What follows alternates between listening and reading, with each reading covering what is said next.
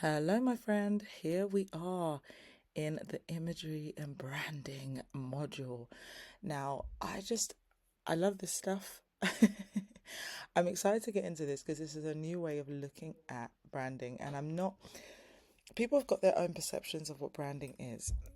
We're going to think about this differently, okay? And in a way that can really just solidify how it is that you show up, what it is that you're saying, and let's face it, when we are in business, it is all about what we're saying to our people, and it's all about how our people are seeing us, okay?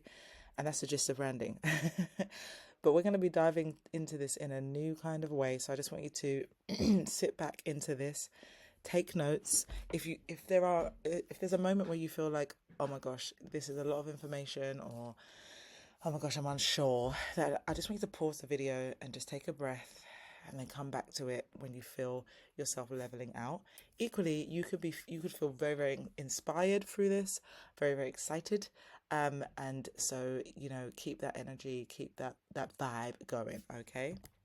So, imagery and branding, teaching your audience who you are and what you represent. Okay, that's what we're going to be focusing on in our imagery and branding. Most people think branding is colors and logos.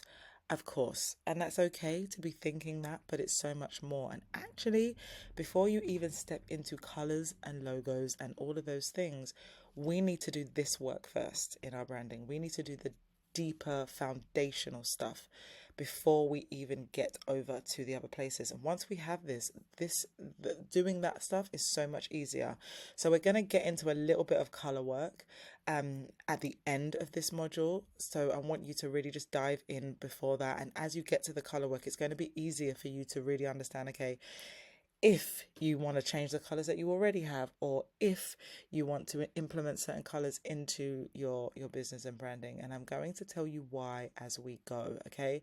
So we're going to be dealing with that at the end. So we're going to establish the image your brand represents. Your brand has an image. There is something that it shows when people look at your stuff, they look at your content, they look at your website, they look at your emails. It's giving off a vibe, right? It's giving off an image. People are seeing some type of picture. And obviously, we don't mean a specific picture of like, a face, a hands, whatever.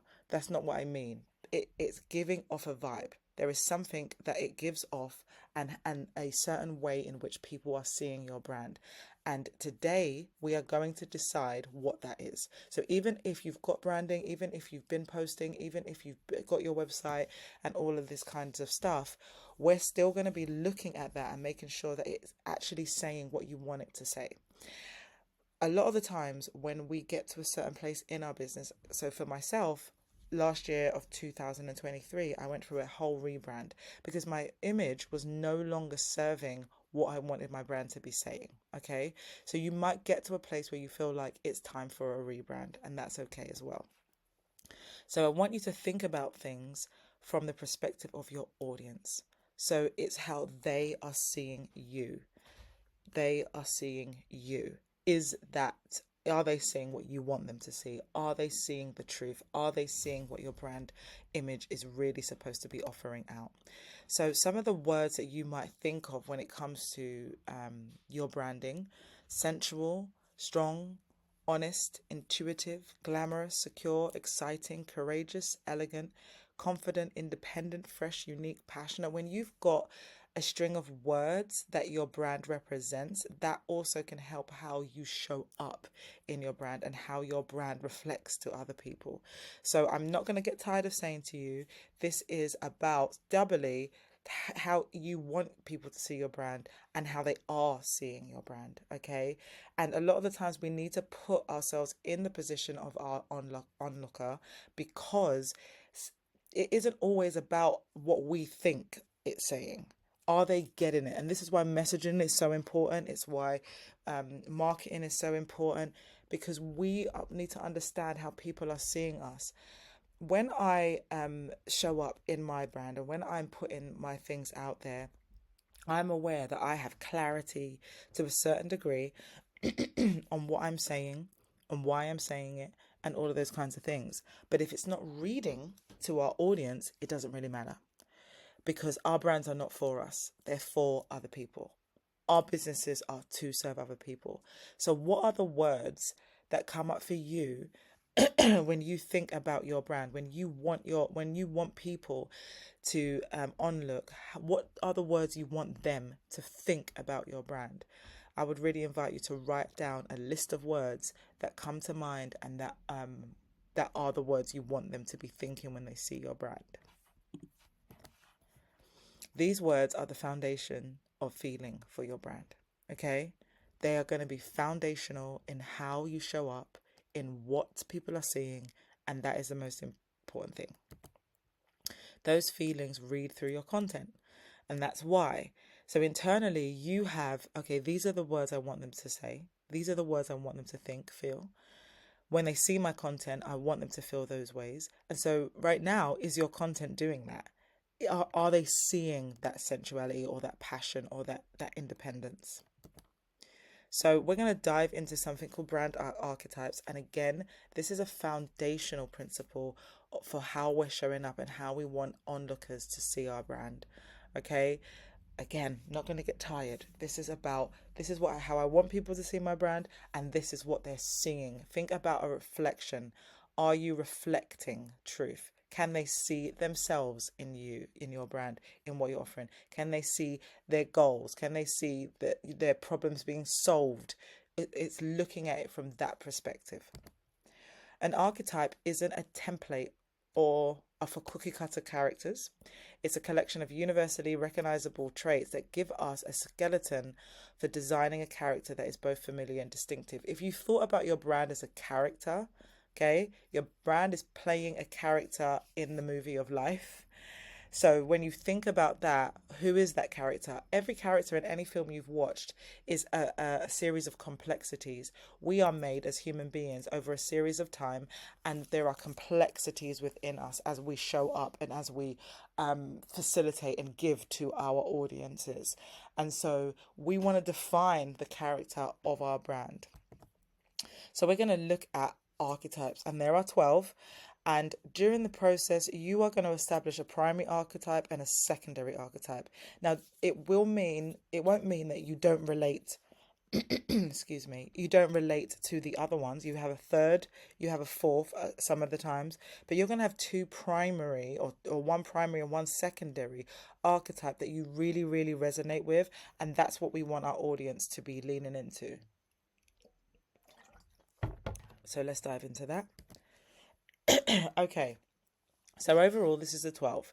We have the outlaw, magician, hero, lover, jester, everyman, caregiver, ruler, creator, innocent, sage, and explorer. So there are 4 areas in which these sit. Area 1, leaving a legacy. Area 2, pursuing connection. Area 3, providing structure. Area 4, exploring spirituality. Okay, so if we're thinking about leaving a legacy, outlaw, magician, hero, the outlaw represents liberation. The outlaw wants that freedom. Magician is after that power. They can control the power. The hero is a master. They are about mastery within themselves. Okay, pursuing connection, the lover, intimacy, connection in that way. Jester, enjoyment. Every man is a sense of belonging. Providing structure. The caregiver is about service. The ruler is about control. The creator is about innovation. Exploring spirituality. The innocent is about safety. The sage is about understanding, and the explorer is about freedom. I'm going to dive into these more, but I want to provide this imagery so that you can really see. Most people fit into one of four categories, and they are one of 3 out of those 4 categories. Okay, depending on what it is that you want to represent. So let's go deeper. The hero. Okay, the hero's goal is to help improve the world. Their traits are courage, boldness, being honorable, strong, confident, and inspirational. Now, we know with every part of us there are goals, and there are good traits, and there are things that are really helpful and powerful, and then there's stuff that could be drawbacks, can be setbacks for us. So it's important for us to be aware of both. So the drawback is they can come across arrogant or aloof and not leaving room for rest. Okay, so if you find yourself resonating with these, I want you to write them down. Write down what it is that you resonate with. So by the end of this, you can draw up, hey, this is my primary and secondary archetype. Okay, so the hero's motto is where there is a will, there is a way. And their marketing niche, when we're thinking about that, is make a positive mark on the world, solve major problems, or enable slash inspire others to do so. And we're giving examples here. I wanted to give you examples of brands that embody this: Nike, BMW, Duracell. Right, you can see here. These are the types of brands that are exploring that and moving in that hero energy. Okay, so if that resonates with you, go ahead and write that down. The next one is the outlaw. So their goal is to break the rules and fight authority. Traits: rebellious, iconolastic, wild, paving the way for change, radical freedom. They're after that radical freedom. Their drawback could be that they take it too far and be seen in a negative way. We can see this in people who maybe protest sometimes, and it goes overboard, or they do a march and it goes overboard. Those people, they want to break the rules and they want to fight the authority in a good way to make change, but sometimes it can go over the top. But their motto is rules are made to be broken. Marketing niche: agent of change, advocate for the disenfranchised, allow people to vent or break with conventions. So examples: Harley Davidson, Virgin, which is Richard Branson, Rihanna, Miley Cyrus. Right, these people are here to be an agent of change. The explorer: their goal is to find fulfillment through discovery and new experiences. Traits can be restless, adventurous, ambitious, individualistic, independent, pioneering, and confident. Their drawback might not be fitting into mainstream, aimless wandering, and be a misfit, right? They could be the one who can be labeled as weird or out there or misunderstood. But their motto is do not fence me in. They don't want to be boxed into something. Marketing niche: exciting, risk-taking, authentic. I love the notion with Ariel from Little Mermaid in this, because she was an explorer. She wanted to know more. She wanted to see more. Is that what your brand represents? The creator: the goal is to create something with meaning, enduring value. Traits: creative, imaginative, artistic, inventive.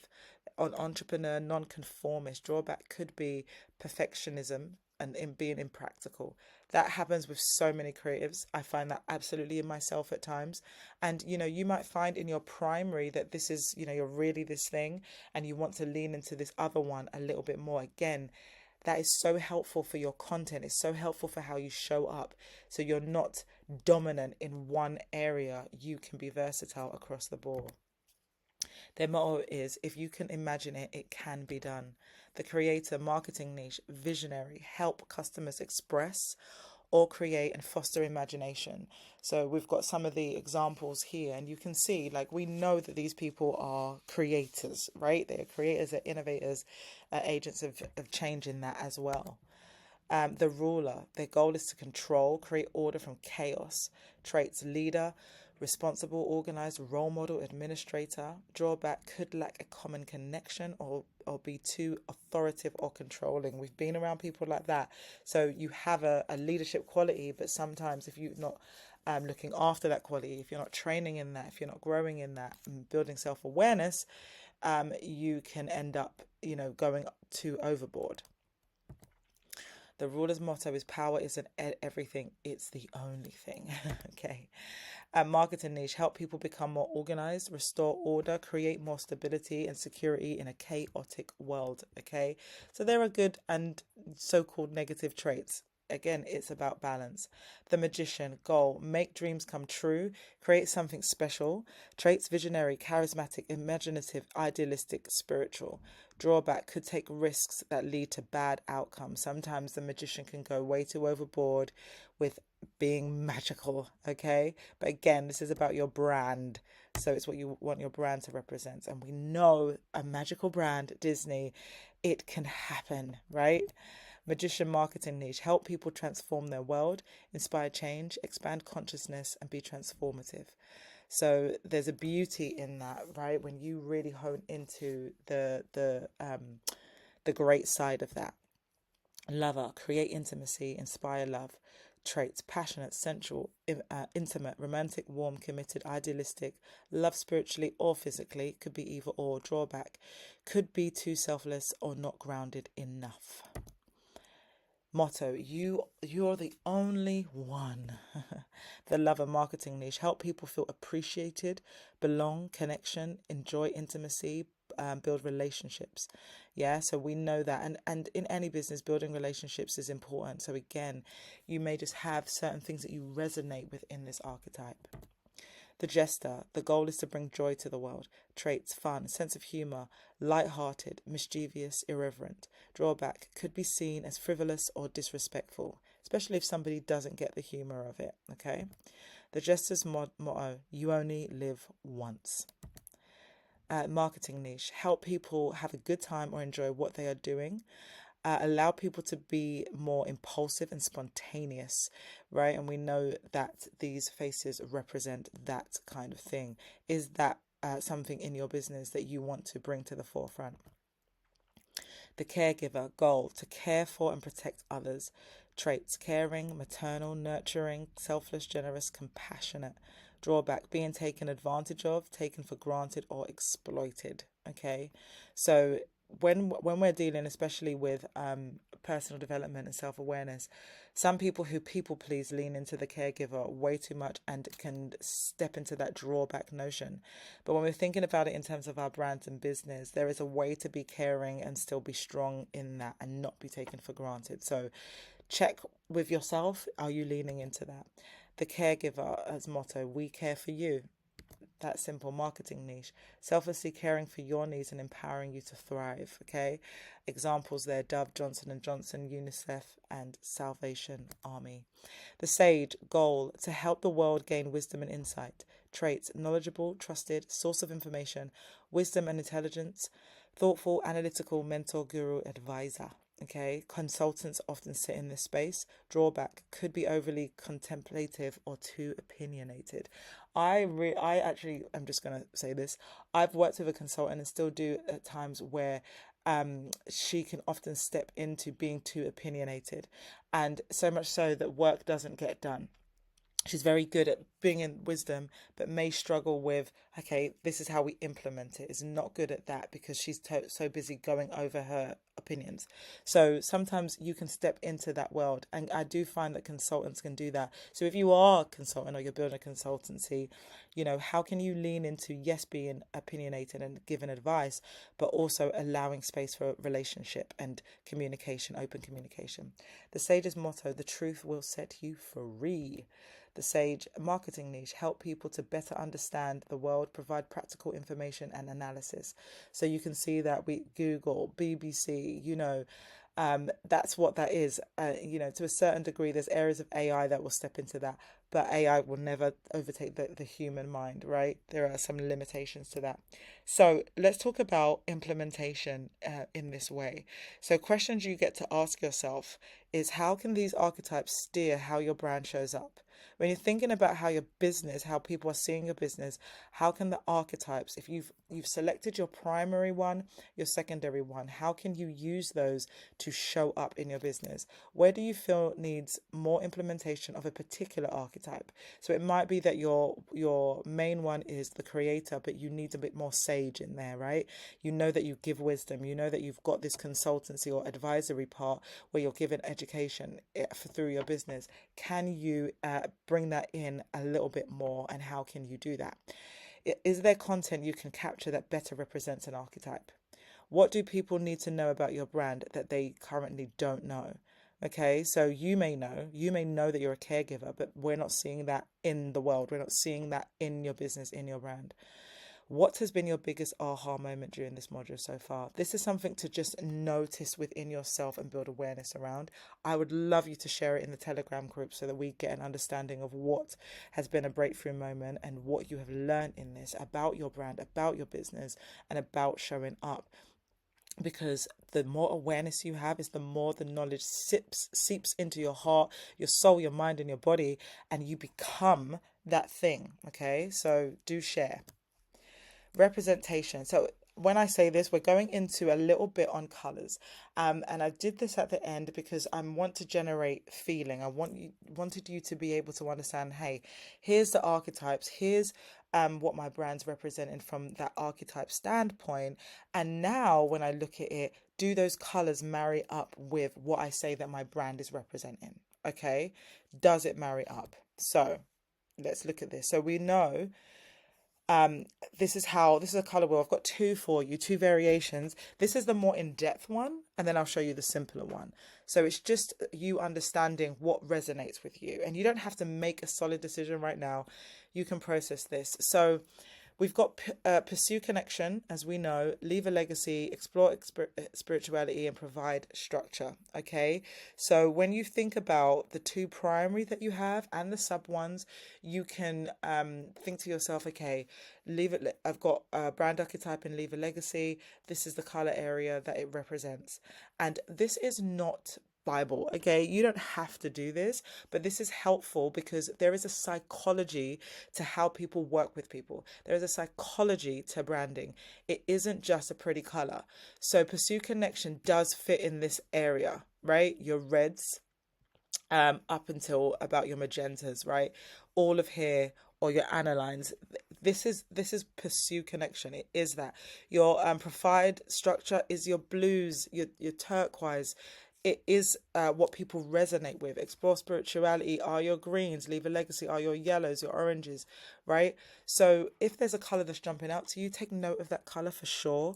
Check in with whether it aligns up with your archetypes so that you are really sitting into that. My brand is about pursuing connection. It's why I lean into pink so much and love that. And it is about leaving a legacy. So I lean into some yellows here and there. There is also a notion, I just want to drop this as well, because I speak a lot on money mindset. Sometimes I will infuse some green, and it is one because people associate money with green, but also it isn't really about money. It's about value and seeing yourself an identity, which is a spiritual journey, which is a God-given journey. My identity is found in God, and therefore it's connected with that spiritual faith-led journey. Therefore, it is those greens, but people align money with that. Do you see where I'm going here? And this is something that's been developed over time. It isn't just I came up with this one day and I just worked it out and I just know. It is a process. So I don't want you to think that you need to make all of the decisions right now. And if you've got colors you're working with, work with those, right? And see how it goes in. You could drip in some other colors and see how people respond, but you could keep it exactly how it is. Okay. So going a little simpler and a little different, right, with this. So this is a bit more basic, but I wanted to show you this because it it assesses the positives and the negatives of colors. So this is something to just pay attention to. Obviously our colors are not as in depth as here. They're a little bit more basic. So your green, what people associate it with, your turquoise, what people associate it with. And I think that this is really helpful to be looking at if you know that you're using a red, being aware of the negative connotations that red has. And, you know, if we're saying stop, those stop signs are red. They're red for a reason. It represents that. And in people's psychological standpoint, that is what they see. They see a negative some of the time. But you can turn it into power. If you used red for a powerful standpoint and you had a picture of yourself, you know, holding a muscle man or, showing off your muscles, it would represent power. Or if it was sensual, you were in a sexy attire and you were taking a picture, it might represent passion. And so we're marrying up the imagery that you use with the connotations that people see with it. And you may be thinking, yeah, but to me, it doesn't represent that. Yeah, but to me, it's this. We want to think about the psychology. People buy and see things from a psychological standpoint in what they make things mean. So if you can utilize that as well as teach them your own process, you're going to have a successful brand. People are going to get you. They're going to get what it is. Okay.